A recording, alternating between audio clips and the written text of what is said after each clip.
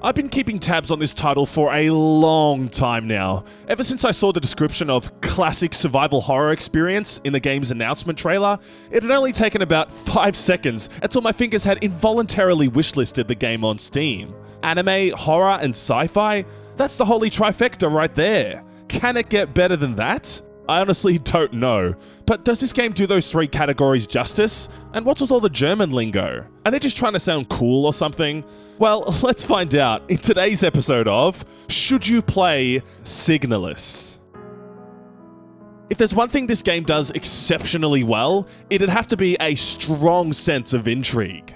Signalis puts players into the shoes of Ulster, a humanoid replica technician who's in charge of maintenance on board a planet colonization ship. One day, said ship happens to crash land into a desolate, snow-covered planet, which forces Ulster to search for a missing co-pilot in a creepy, derelict facility. She soon encounters other replicas that have been brought back to life with fresh coats of glossy, dark horror aesthetics and memories of her time on this same remote planet that she's never, ever been to. It's not easy to hook an audience for the entirety of a movie, let alone a 15-hour cosmic horror game, but Signalis does this really well by trickling out breadcrumbs of story segments and collectible notes in that timeless Resident Evil fashion. Even though the main conflict isn't as fleshed out as it could be, since some parts are left a little too vague, and there is a lot of sci-fi existentialist woo-woo, but it'll still keep players interested right up till the end. The PS1 anime-themed cutscenes and classical music pieces like Beethoven's Moonlight Sonata further keep up the game's hauntingly unique atmosphere.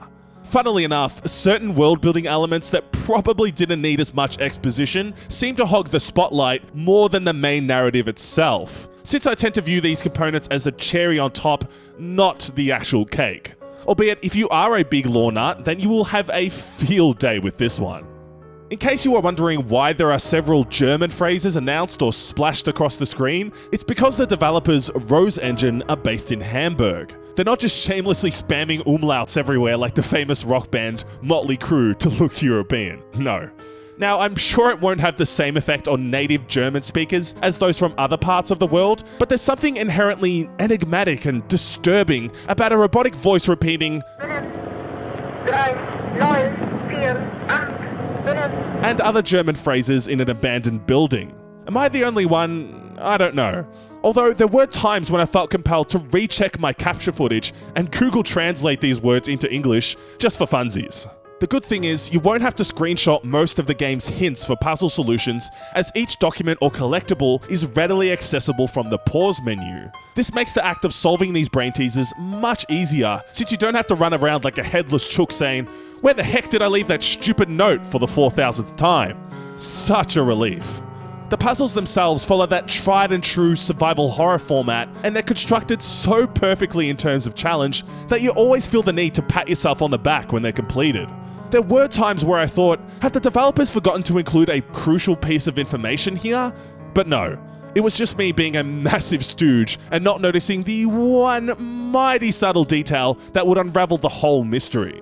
Speaking of mysteries, one thing about survival horror games with a status health bar is that it's often difficult to infer when the player character's about to flop over. Signalis makes this super easy, barely an inconvenience, by having the screen shake and distort, as well as flashing a distinct visual cue for when Ulster's next hit will be fatal, which is, well, very convenient. It's also really great how storage boxes categorize each item into distinct groups. Because you can only carry 6 things at a time, which does get frustrating, you will find yourself returning to the save area for item swaps quite often. Therefore, having this system in place saves tons more time and energy in the long run, especially since there are no inventory expansions. Ink ribbons aren't a thing in this game either, so definitely save as often as you can. The game even shows off a funny, "you'll regret this later" gag if you don't. I love it. Signalis does have one big problem though, at least on the PC version I played: the interact command. The one critical button you'll press hundreds and hundreds and hundreds of times throughout the game. You know when you're organizing your inventory in survival horrors, how you're supposed to anticipate the most likely scenarios you'll come across and plan accordingly?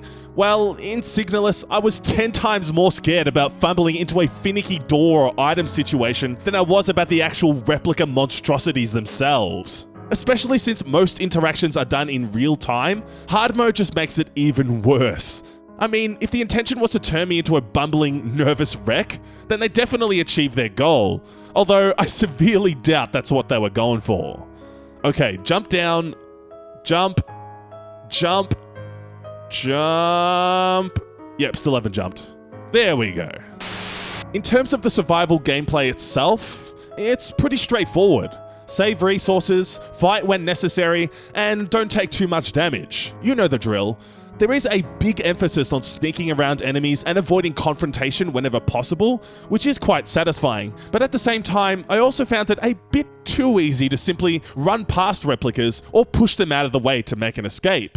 This approach works well for about 75% of the game, but does start to wane towards the end, as the enemies grow stronger and tend to gather in tighter areas. Once the shield-based foes start appearing though, they become a particularly localized pain in the rear.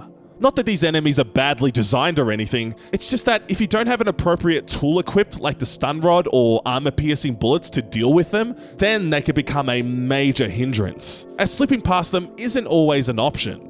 It also highlights how the aiming and secondary weapon controls can be pretty clumsy at times. Not to the same extent as the interact button, however.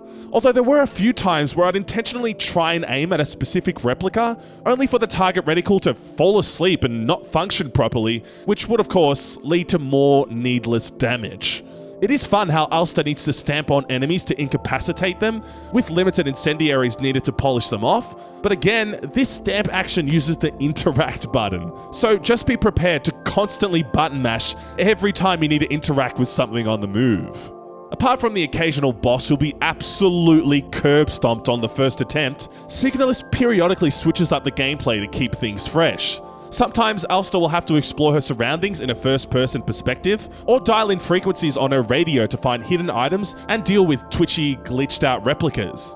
These sequences usually trigger the more scripted sections of Signalis, resulting in unique scares and moments that'll really throw you for a loop, and more often than not, fling Ulster right across the map. On a related note, I did appreciate how easy the map was to read and the way it labels important information to the player. For example, if a door can be unlocked, it'll be highlighted yellow, or if there's an object that needs interacting with, the game will mark what it is so you won't forget. There's even a CRT display mode for those who love swimming in the nostalgia pool, enveloping monitors with that signature scanline look. Albeit, it seems as if you can't turn on the old school 4x3 pillar box effect at the same time as CRT mode, as when you change the resolution down, the pixel scale won't be high enough to properly function, which is unfortunate. I mean, you could definitely force your monitor to 4x3, though I don't want you guys to void your warranty, okay? But to answer the burning question, should you play Signalis? Well, if you've been holding out for a classic survival horror experience, reminiscent of the PS1 days, then this game should definitely be in your Halloween plans for 2022. Signalis features some challenging puzzles and tension-filled close-quarters gameplay, wrapped up in a sci-fi and anime-inspired package. The narrative itself contains some incredibly vague moments, and the plot does lay on the existentialism thick. However, the core storyline will keep players invested in Ulster's plight. But apart from a few gameplay hiccups here and there, Signalis is easily one of the standout horror titles of the year. Guys, make sure you're subscribed if you haven't already, as we release videos like this each and every week. And be sure to check out thebetanetwork.net for my full written review on Signalis.